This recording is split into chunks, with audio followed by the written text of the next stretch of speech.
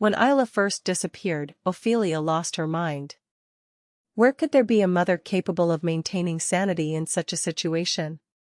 The previous emperor was seriously wounded in Byron's rebellion, and his life was in danger. The only one who could save him was Ophelia, an expert in magic. So, while he left his daughter with the nanny and headed to the palace, his precious daughter, whom he would never have missed, disappeared. She cried so much that she almost fainted, and even tried to leave the house barefoot in the middle of the night, saying she was going to look for her. There were days when she spent the day crying in bed, and also days when she beat her husband's chest because of the resentment she felt towards him for having called her to the palace. And the next day, he cried in his arms, saying, "I'm sorry I said that when it must have been hard for Roderick too." It took a long time for Ophelia to regain her composure, like now. But then she discovered that Byron had taken in her lost daughter and was raising her as his own. I expected her to go crazy, of course, although not as crazy as when Ayla left. But Ophelia was strangely calm and collected. It was a calm that felt like the calm before a storm. "So that's how you knew. That girl Natalia met on the ship was using a dagger." "Yes, it's true," Ophelia asked quietly, and Roderick, still watching her, responded in a dull voice. And then a moment of silence. When he opened his mouth again, there was no emotion in his voice. "I will go to the kingdom of Inselkuf. Ophelia, I mean. My daughter could be there. Our Ayla next to that horrible man." Ophelia shuddered at the thought of Byron. It was unfair. What the hell did he do wrong to deserve this suffering for a man named Byron? She couldn't express how disgusting it was when he pursued her so relentlessly from the moment he first saw her, acting as if she were already his woman. He had been interfering in her life, harassing her with everything, and now he had even taken her daughter away from her. "I will kill him with my own hands. I won't forgive him," Ophelia screamed, tears streaming down her face. It was a blood-curdling scream. Heaven could not understand why God had taken away his magical powers.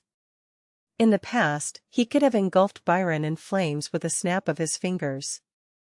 Of course, Noah was born thanks to the disappearance of the powerful magic that had been flowing within her body to the point of preventing the child from taking root in her womb, but Ophelia's thoughts, dominated by anger, did not reach that level. "That won't do, Ophelia." And the one who stopped her was none other than her friend Candace. "Is it because of Noah?" "I can handle him," Ophelia argued, wiping away the angry tears that were welling up in her eyes, but Candace shook her head sternly. "Where are you going with a newborn baby? And that's not why." Ayla told His Highness the Crown Prince. "He asked him to tell us secretly, without anyone else knowing." "What do you think that means?" "It means there's a Byron spy working for you. But if, as soon as you gave birth, you went abroad to the kingdom of Inselkuf, where Ayla and Byron could be, wouldn't that seem strange to Byron?" Candace went over it rationally, point by point. Thank goodness he had put up a soundproofing spell before they started talking. If Ophelia had been screaming like that, wouldn't it have been a disaster if the spy had heard it? Roderick opened his mouth to join the conversation, but Candace extended her palm and silenced him. "For the same reason, Roderick won't either. You were going to say, 'I'll go instead,' right? Where will you go when the Duke is away?" Roderick sighed, as if hit in the soul, and closed his mouth. If he had been normal, he would have realized the problem first, but since it was his daughter's business, his emotions got the better of him and he couldn't think rationally. "Then what should I do? Should I believe he will come back and wait?" Ophelia finally buried her face in his lap and burst into tears. "I felt like I was going to die of frustration. For 10 years, she did everything she could to get her daughter back. Suddenly one day, without any explanation, he lost his magical powers, and now that he had finally found a clue as to where his daughter was, he was told to do nothing but wait. It was such a cruel reality. 'I'll go. You two stay here. But Candace beamed like the character she had drawn and said this. That? What did you say, Candace? And the couple expressed their doubts at the same time. He had been here for the past few months, taking care of Ophelia's health and, at the same time, researching to find the magical tools he had created. She was the most powerful mage in the world, but now that she was gone, she used all kinds of methods to destroy the security spell. In fact, if Ophelia's magical powers had remained intact, tracking Ayla's location wouldn't have been a problem. Anyway, Ophelia was grateful and sorry for everything he's done for her so far, but now she would go abroad to find Ayla herself. In fact, the prototype of the tracker was completed a while ago. Of course, the tracking range is very narrow, so you have to be very close. So I would like to try it myself. Candace. Ophelia called to her friend with a broken voice. You don't have to thank me. What's going on between us? I also miss my oldest niece. Candace put her arms on the shoulders of Ophelia and Roderick, respectively, and spoke in a soft voice. Well, it's time for me to return, so that no one suspects that I have snuck onto Natalia's ship. And what's so special about having a younger brother? I could drop you off at Enselkov while I'm at it. The kingdom of Enselkov, located at the tip of a long peninsula, was so far south that it was practically impossible to leave them on the way. It was a path that took a detour. I know it's a shame, but I have to ask, Candace, Ophelia said, squeezing her hand tightly. If only he could find Ayla, he wouldn't mind giving his life to Candace. And Roderick, who had been listening to the story silently, opened his mouth silently. But, are you okay? Shouldn't you return to the council and the academy soon?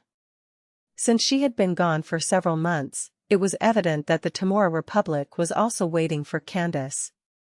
Hearing his words, Candace narrowed her eyes and lowered the arm that had been linking the couple's shoulders. Will Roderick do the same? Seriously, I should quit. Oh, I don't know. I'm going to pack my bags. I need to go look for my two daughters as soon as possible. As he watched Candace leave the room, waving her hands lazily, he laughed out loud, even though it didn't seem appropriate for the situation. You're not really quitting, are you? Roderick asked in a worried voice. He was very grateful to help her find Ayla, but he felt like it would be a shame to have to quit his job because of it. Don't worry. There is no one like Candace, so if she resigned, Congress and the Academy would probably kneel before her, Ophelia replied, still wiping her red eyes. They say that if you laugh after crying, something happens somewhere. She believes that, thanks to her cheerful friend. She can laugh even in situations like this. The carriage carrying Ayla and Gerald traveled 2 more hours to Senespawn County. The atmosphere inside was as cold and icy as a blizzard in the middle of winter. And the knights had to look at them with bewildered faces. The young master, who seemed elated by the joy of being alone with the girl he liked when he chased them away, could not understand what had happened during her absence that had caused him to look at her with such anger. However, Ayla, who was receiving Gerald's murderous gaze, looked away from the window as if nothing had happened. No, it was actually fun. It was quite a sight to see him glaring at her, his nose and cheeks red from sleeping awkwardly on the table. Before, she thought he had a pretty tolerable face, but seeing his face full of discontent and anger, Ayla realized that he was just like her father, with his bad-tempered face.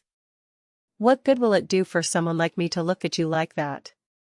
He didn't think he was stupid enough to tell his father everything that happened today.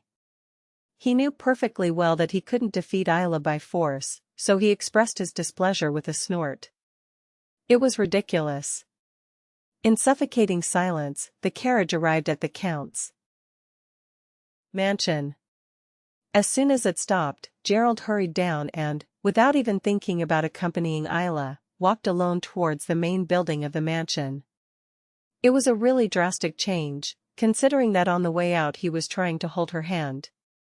As she got off the carriage with a snort, Cloud, who was waiting for her, strode towards her,